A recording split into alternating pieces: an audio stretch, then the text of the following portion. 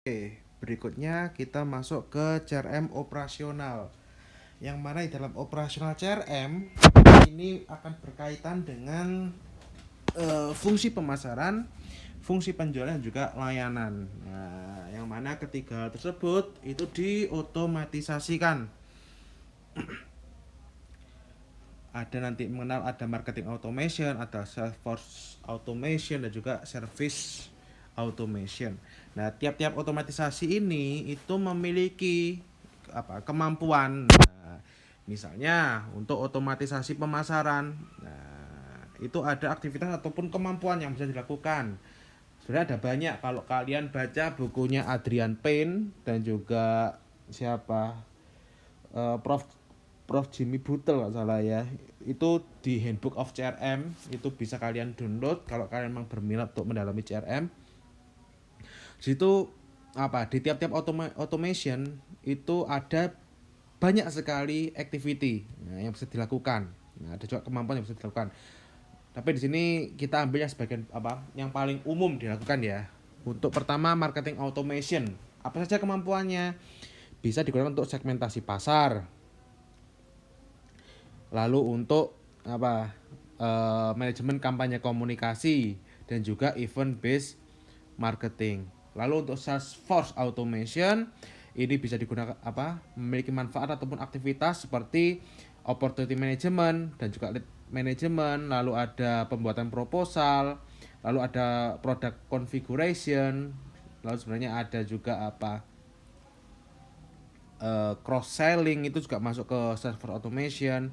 Lalu ada service automation yang berkaitan dengan call center, layanan berbasis web dan juga layanan di lapangan gitu. Nah, automationnya kegunaan yang utama CRM adalah untuk melakukan campaign itu di marketing automation ya. Jadi di marketing automation itu mencoba, kalau berkaitan dengan IS ataupun IT itu kita mencoba untuk memanfaatkan teknologi pada proses-proses pemasaran. Nah, bisa ini tadi kemampuannya untuk customer segmentation, manajemen promosi dan juga pemasaran berdasarkan event kayak gitu. Yang mana melalui MA, ini nanti kita singkat dengan MA ya. Melalui MA ini akan berguna untuk memudahkan pengguna dari MA ini untuk melakukan eksplorasi data tentang pelanggan untuk menjalin komunikasi dan memberikan penawaran spesial kepada pelanggan yang dianggap spesial. Nah, biasanya ini contoh sederhana dari marketing automation adalah ketika kalian ulang tahun, kalian misalnya memasukkan data diri kalian ya di profil pengguna. Kemudian di hari ulang tahun kalian mendapatkan email spesial.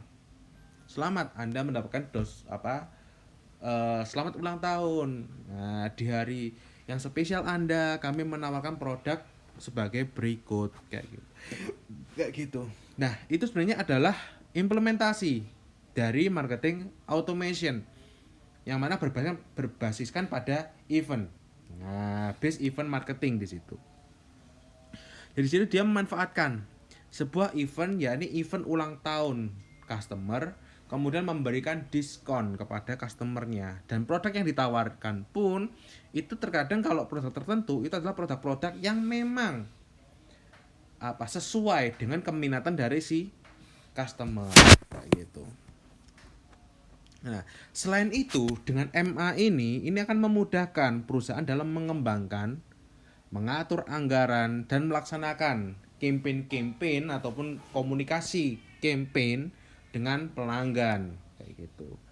Nah, selain itu juga dapat mengatur alur kerja tim yang terlibat dalam komunikasi dengan pelanggan serta mengetahui kira-kira media apa yang nanti akan digunakan, entah nanti melalui call ataupun melalui email, itu bisa ditentukan. Sama ibaratnya seperti kalau di perbankan, ketika perbankan itu mencoba mempromosikan kartu kreditnya, itu kan bisa melalui telepon dan juga bisa melalui email. Nah, dari mana menentukannya? Biasanya menentukannya ini akan dilihat ketika nanti kalian mengisikan data pribadi, kan ada tuh kadang ada pertanyaan, kira-kira kalau dikontak prefer yang mana, apakah melalui email, melalui WhatsApp, atau melalui call langsung, kan kayak gitu. Nah itu sebenarnya untuk mengatur komunikasi. Jadi menggunakan sarana komunikasi yang tepat di situ. Nah, selain itu dengan marketing automation ini juga bisa memanfaatkan momen-momen tertentu.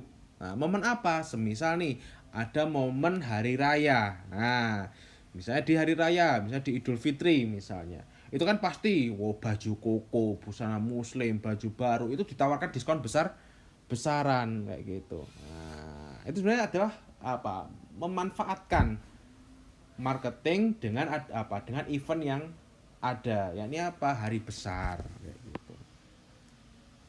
Nah, di event based marketing ini tadi dipicu dengan adanya tindakan pendahuluan yang dilakukan oleh konsumen. Nah, ini juga bisa menjadi dasar untuk event based marketing. Nah, jadi dilihat apakah si konsumen menawarkan menanyakan suatu produk melalui email, melalui telepon, call center dan sebagainya. Nah, dari riwayat itu nanti bisa dilacak tuh behavior dari si customernya. Nah, jadi di sini misalnya ada CS nih di sini. Ini ada customer.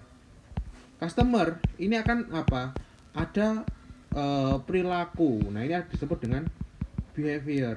Nah, behavior inilah yang dipelajari oleh perusahaan untuk apa? Untuk nantinya memanfaatkan nih perilaku ini bisa nggak digali untuk menggait potensinya kayak gitu. Semisal nih, kalau kalian perhatikan, semisal kalian belanja di toko hijau ya, belanja di toko hijau. Nah, kalian punya riwayat searching, ada riwayat pencarian di situ. Semisal kalian melihat tuh kalian suka melihat tentang furniture misalnya. Nah, di dalam furniture ini kan ada riwayatnya.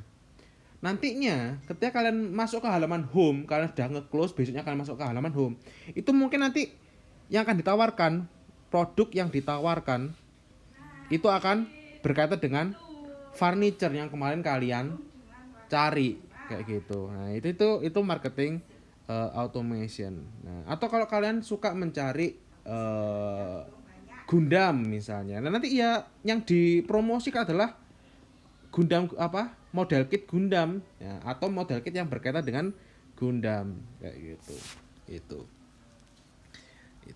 Itu adalah marketing automation. Lalu ada sales force automation. Ini penjualan. Jadi di sini tadi kan dikatakan bahwa cikal bakal dari CRM adalah untuk memanfaatkan teknologi untuk melakukan penjualan. Nah, bagaimana proses penjualan ini berlangsung? Nah, pertama dilakukan dengan namanya menjaring prospek atau lead generation.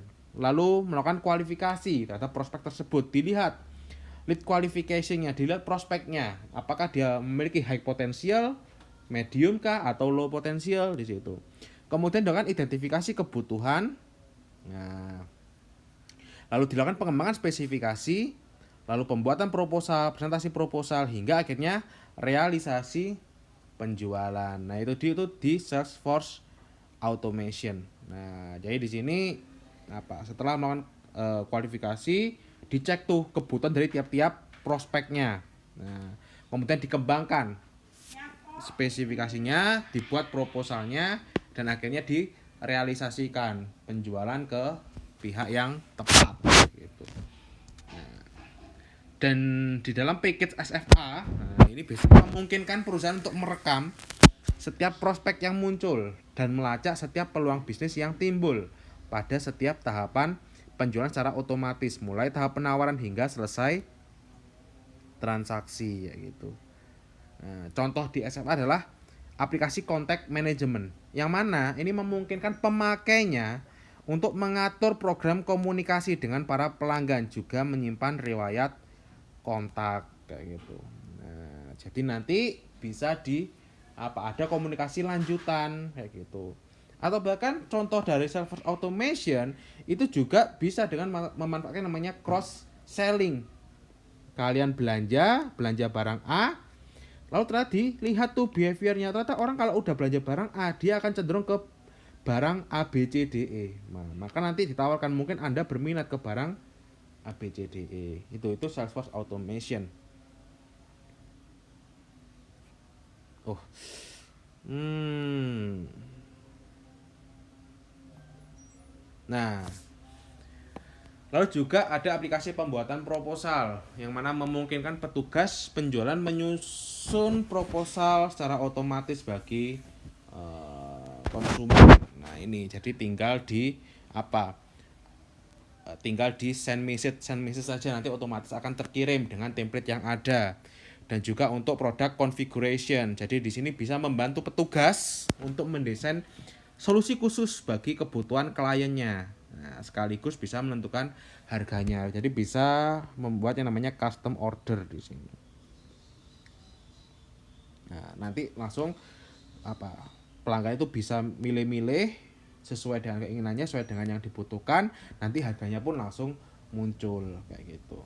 Nah, itu di Salesforce automation. Nah, dari marketing automation ini nanti bisa berguna untuk melakukan run campaign, lalu memaksimalkan pengalaman user, lalu memunculkan tadi prospek, lalu membuat budaya yang umum, lalu mengidentifikasi prospek yang yang bagus, dan nantinya setelah dilakukan di run maka bisa dievaluasi campaignnya, apakah promosi tadi itu efektif atau tidak di situ. Itu sales